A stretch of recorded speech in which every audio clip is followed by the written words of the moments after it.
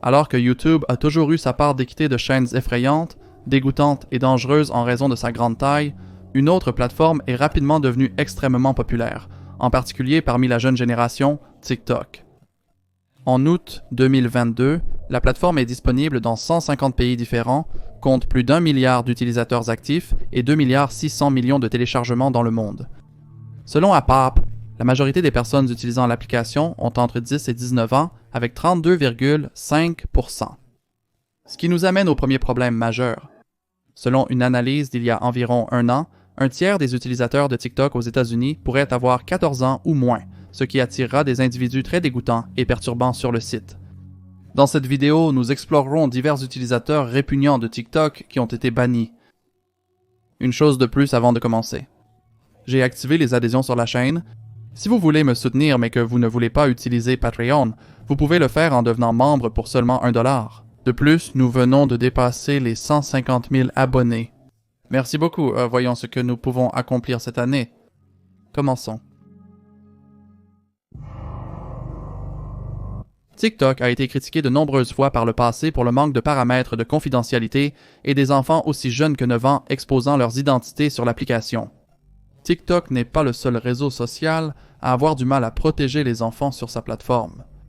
Le site est dominé par les ados et pré-ados, il était donc inévitable que quelqu'un les prenne pour cible.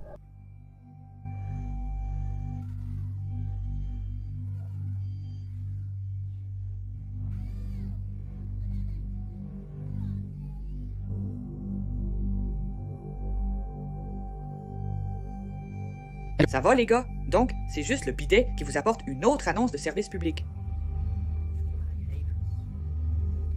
Vos actions ne font qu'aggraver la situation. Quand vous commentez, aimez mes vidéos, me suivez et réagissez à mes vidéos, en essayant de me rabaisser, vous ne faites qu'empirer les choses pour vous. Alors, faites-vous une faveur, bloquez-moi si vous n'aimez pas ce que je poste. Si vous n'aimez pas ce que je fais, bloquez-moi. Parce que je continuerai à faire des duos avec mes fans qui m'aiment. Et je continuerai à faire des vidéos depuis ma maison où je vis avec mes parents qui aiment me soutenir et je les soutiens parce qu'ils ont besoin de moi. Le bod, ou un bod, n'est pas seulement gênant, il est un prédateur présumé. Non seulement il réagit à un tas de TikTok d'un tas de mineurs, mais il a aussi l'air d'être dans la quarantaine. Il a affirmé avoir une vingtaine d'années à cette période, ce qui... C'est à vous de décider si vous le croyez ou non. Dans ces TikTok, cependant, il est manifestement très dégoûtant et les clips vous mettront très mal à l'aise. Il a opté pour l'option duet sur TikTok. L'option duet vous permet d'ajouter votre vidéo à une autre vidéo. Le boudet fait ses duos avec de très jeunes filles et la manière dont il les fait est très suggestive. Le boudet va cependant un peu plus loin. Il donne des conseils de rencontre. Vous n'avez pas besoin d'être drôle. En fait, la beauté n'est pas indispensable. Ce qu'ils veulent vraiment, c'est un Batman dans la rue et un Joker dans les draps. Malgré ces TikTok et une interdiction subséquente, quelques interactions privées ont été divulguées publiquement. Après avoir attiré de l'attention, il s'est développé sur Instagram et Snapchat. Il envoyait des vidéos à d'autres utilisateurs et... Je suppose que vous pouvez imaginer le contenu de ces vidéos. Il partageait non seulement des vidéos, mais aussi des images. Il connaissait l'âge des personnes à qui il envoyait des vidéos et des images. Pourtant, il se sentait très à l'aise de prendre des vidéos de lui-même torse nu et d'être un total pervers. Beaucoup plus de filles se sont manifestées et ont également exprimé qu'elles avaient reçu des messages effrayants de sa part. En ce qui concerne les répercussions juridiques, la police aurait été appelée chez lui et ils sont également venus à sa maison, mais il n'a pas été arrêté. Il a continué à avoir une présence en ligne pendant un moment après son interdiction, comme le streaming sur Twitch, mais après un court moment, tous ses comptes ont également été interdits et il semble avoir arrêté.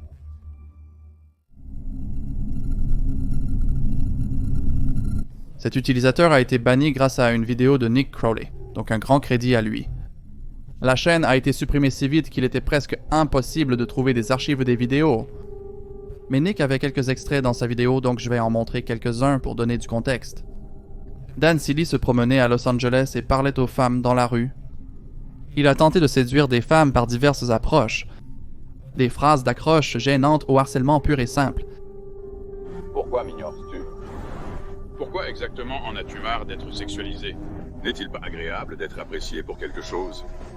Les femmes étaient clairement mal à l'aise dans la plupart des situations, certaines s'enfuyant même. Il est également intéressant de savoir ce qu'ils pensent des femmes en général. À cet endroit, l'endroit est trop sûr avec la police. Dans d'autres pays, c'est beaucoup moins sûr. Pour obtenir un garde du corps, un homme, vous savez, qui vous protégera, Vous devez être une bonne femme, vous devez bien agir, mais ici, les femmes n'ont pas besoin d'agir correctement, donc c'est dégoûtant. Il va aussi jusqu'à ignorer l'espace privé des gens en négligeant leur non-consentement. Merci. Ne dénoncez pas non plus mes amis? Pourquoi pas? Nous n'avons pas besoin de consentement, vous n'avez pas à le faire. Vous n'avez pas à le faire, je veux dire, je n'ai pas besoin de consentement. C'est vrai, c'est... Il ne croit pas en la sécurité des femmes ni au consentement, considérant cela comme un mythe. Vous devinez peut-être où cela mène. Je ressens littéralement l'envie de détruire ces femmes quand je les accoste. Mon cerveau reptilien veut littéralement attaquer ces femmes. Comme les étrangler et tout, honnêtement. Les faire se soumettre à moi. J'ai l'impression de vouloir battre ces femmes sérieusement. De plus, il ne viserait même pas les femmes adultes. Il approchait surtout des filles. As-tu 18 ans? Tu ne l'es pas? Désolé, je ne veux pas te toucher. Désolé, où veux-tu me toucher? C'est d'accord si tu... Désolé, je t'aime. Ce gars a déjà été condamné auparavant. Il est considéré comme un délinquant à haut risque, mais il est toujours libre de se déplacer dans les rues de LA et de harceler les autres. Il gérait aussi un compte YouTube avec un contenu extrêmement répugnant. La chaîne comptait plus de 2000 abonnés et était en ligne depuis une demi-année, mais a ensuite été supprimée. Pour moi, c'est incroyable à quel point il est ouvert avec ses fantasmes et ses idées sur les filles. Il ne semble y avoir aucune peur des conséquences, même s'il est déjà un délinquant enregistré et est considéré comme à haut risque par les autorités. Cela ressemble presque à une mauvaise blague ou à un troll très dévoué, mais c'est bien au-delà de la réalité et le gars est sérieusement dérangé. Dan tente constamment de se dépasser. Après sa première interdiction, il a créé un autre compte YouTube exposant ses plans avec des jeunes filles vierges mineures et son désir de devenir célèbre sur TikTok pour augmenter ses chances d'en épouser une. Il reconnaît même que TikTok est plein d'enfants, donc il est plus facile de le faire sur cette plateforme que sur d'autres. Je fais cette vidéo parce que je veux faire des vidéos sur TikTok et je veux les rendre réussies et je veux qu'elles deviennent virales et célèbres. Je le fais d'abord personnellement pour moi, évidemment. La raison pour laquelle je veux devenir célèbre est pour une raison. Je veux dire pas seulement pour gagner de l'argent, mais pour être vu aux yeux des filles. De jeunes filles mineures, vierges, qui regardent TikTok. Il y a beaucoup d'adolescents sur TikTok comparé à Facebook ou YouTube, et pour plaire à cette démographie, nous voulons devenir célèbres. La vidéo de Nick est évidemment beaucoup plus élaborée, donc si vous voulez en savoir plus, regardez sa vidéo si vous ne l'avez pas déjà fait. Avant que TikTok ne soit complètement interdit en Inde, il y avait un utilisateur nommé Mujibur Rehman qui faisait des vidéos TikTok pour lancer une tendance très dégoûtante, récompensant les femmes indiennes. La vidéo montrait une femme sensibilisant les victimes de SA. On peut voir les gars dans la même vidéo se rhabiller après l'avoir utilisé. C'est ce qui est évidemment sous-entendu ici. Un autre gars utilisait le même clip. Ici, il faisait du playback sur l'air d'une chanson qui dit, je cite, « Seul j'ai un droit sur ton corps ». Les gens étaient naturellement bouleversés et dégoûtés et ont porté cette tendance sur Twitter pour la faire interdire, ce qui a finalement fonctionné à la fin. Tous les comptes liés à cette tendance et la tendance elle-même ont été bannis.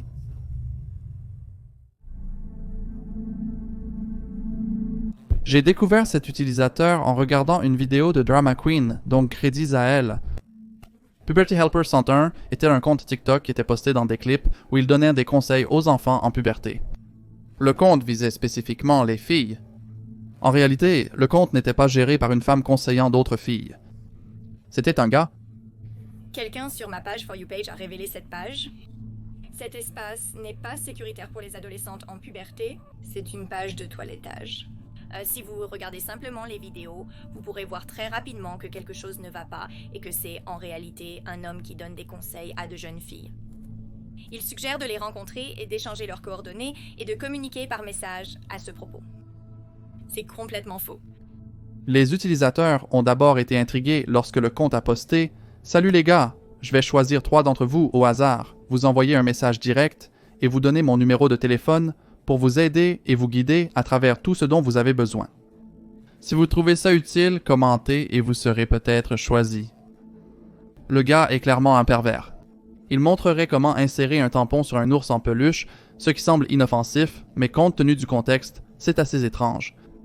Après cela, le compte a été massivement signalé et TikTok a finalement décidé de fermer le compte. La plupart des vidéos de sa chaîne n'ayant pas été archivées, il est difficile de connaître le contenu qu'il y avait posté. J'imagine que c'était surtout des choses d'apparence inoffensive pour attirer les préados et gagner leur confiance. Après avoir gagné leur confiance, il tentait de les contacter, possiblement pour les manipuler. Ce qu'il prévoyait exactement de faire n'est pas clair, mais on peut l'imaginer. Je trouve très intéressant que ces pervers inventent les idées les plus étranges pour faire du mal aux enfants. Un compte spécifiquement conçu pour attirer les enfants en pleine puberté, dans un état où ils sont potentiellement les plus vulnérables, semble très stratégique.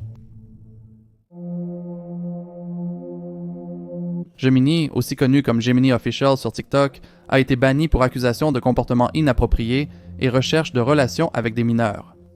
Le gosse avait 3,4 millions d'abonnés à son apogée.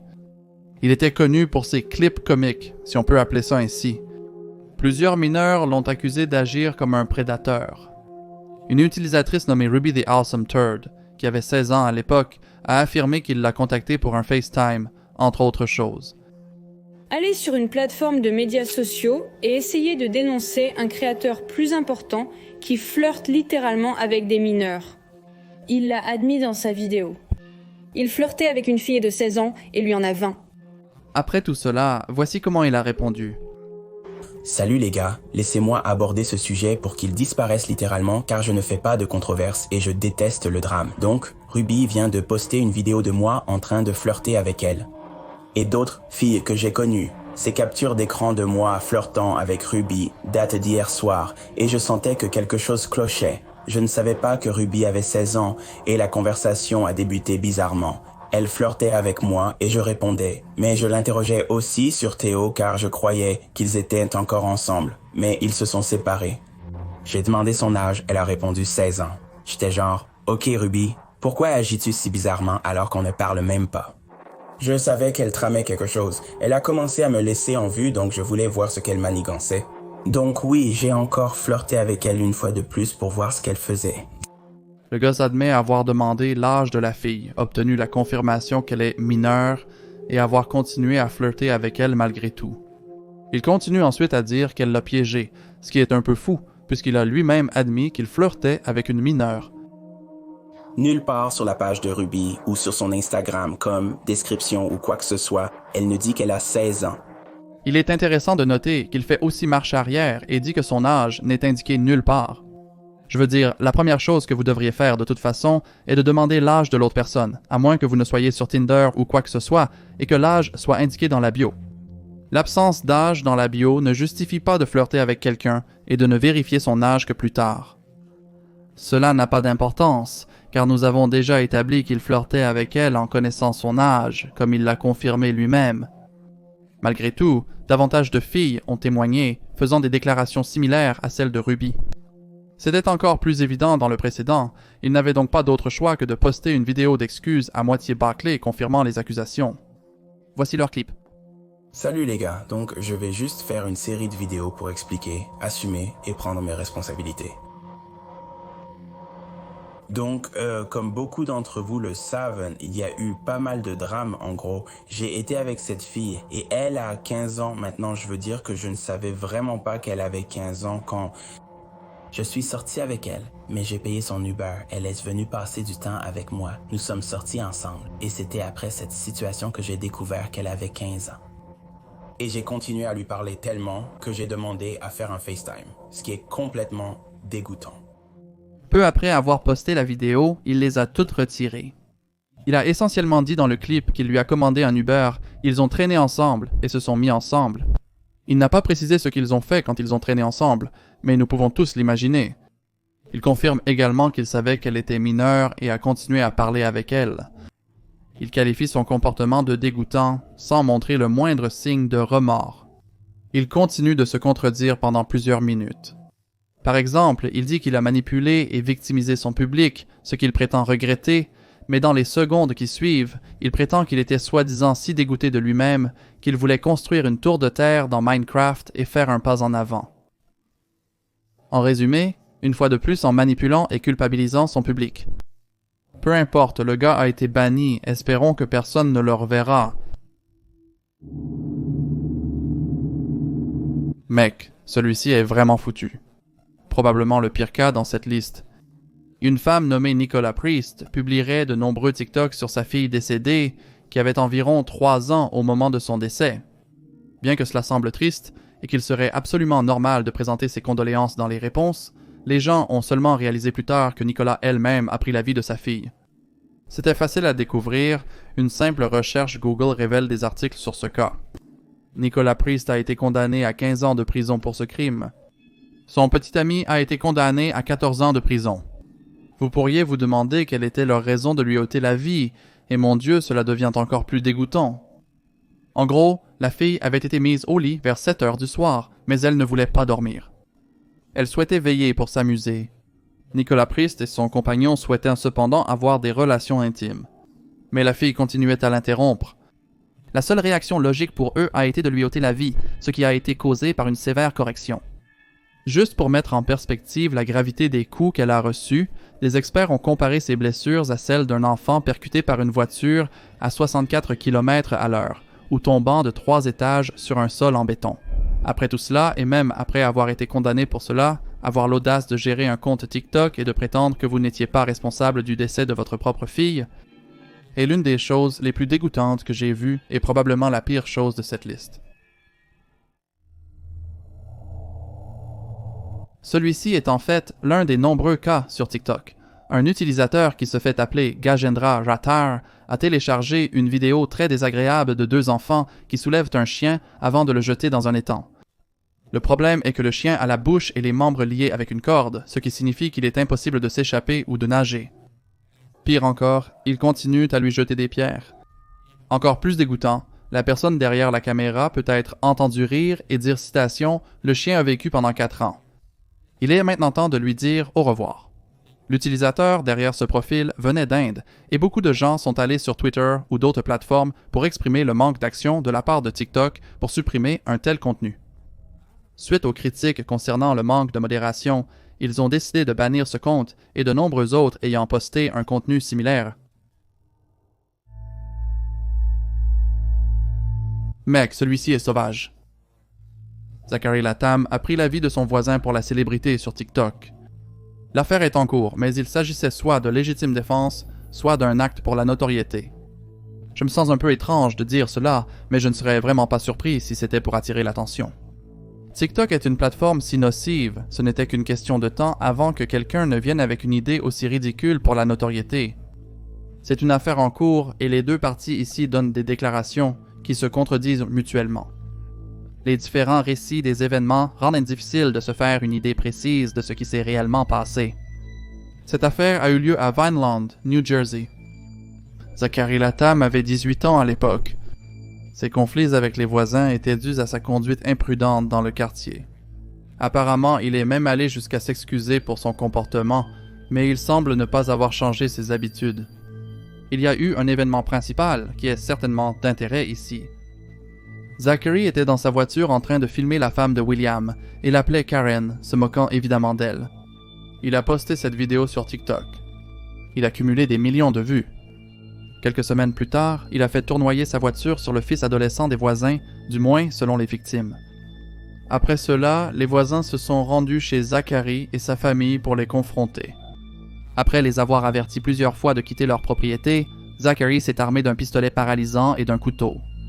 Zachary a ensuite brandi son couteau, manquant les fils du voisin. William s'est interposé entre eux et sa vie a été prise par Zachary. Il est important de noter que William et le reste de sa famille étaient désarmés. La police est arrivée, a arrêté Zachary et l'a laissé partir jusqu'au procès pour une raison quelconque. L'avocat de Zachary soutient que Zachary a agi en légitime défense. De plus, toute cette affaire a été enregistrée par l'épouse de Zachary. Oui, Zachary avait une femme à 18 ans. Sa femme a ensuite posté la vidéo de cette rencontre sur TikTok. C'est l'une des principales raisons pour lesquelles les gens pensent qu'il a fait cela pour la célébrité sur TikTok. Il aurait délibérément attiré ses voisins dans ce conflit et recherché la confrontation pour l'enregistrer sur leur téléphone et la télécharger sur TikTok. Pour appuyer son affirmation, Zachary répondait même aux commentaires sous cette vidéo TikTok. Il semblait apprécier l'attention. Cela devient encore plus bizarre. Pendant l'enquête, Zachary a été arrêté en Floride. Alors qu'il conduisait, il a menacé une personne en emboutissant son véhicule et en brandissant une arme. La police a trouvé un pistolet à billes Airsoft dans sa voiture et l'a arrêté. Cependant, il a été libéré en mai dernier et convoqué au tribunal plus tard dans l'année. Ce gars enfreint constamment la loi, a même pris une vie et menace les autres, mais il n'est toujours pas en prison. Donc, c'est une personne très dégoûtante qui a d'abord commencé à publier sur Omegle et qui a ensuite créé un compte TikTok. Sur son compte, elle montrait des animaux écorchés et brûlés, leurs squelettes et ainsi de suite. Cela aurait pu être un imitateur, car il est impossible de confirmer avec certitude. Si c'était le compte original, mais le compte gagnait beaucoup de traction. Il recevait de nombreux signalements menant à l'interdiction du compte, mais un détail intéressant subsiste. Selon quelques utilisateurs, la personne derrière ces comptes a été inculpée et est maintenant en prison, mais cela semblait être une rumeur au début car il n'y avait aucun moyen de le confirmer, ses activités semblaient avoir cessé et la police était effectivement impliquée, ce qui a révélé son identité. Crystal Jerica Scott, une femme de 19 ans de l'Indiana, vendait des vidéos de broyage d'animaux sur Internet. La procédure d'obtention des animaux est également vraiment sans cœur. Elle se donnait beaucoup de mal pour chercher des familles qui donnaient leur animal de compagnie gratuitement. Elle prenait ces animaux et filmait ces vidéos. Elle a été condamnée à 30 mois de prison et à 5 ans de libération surveillée.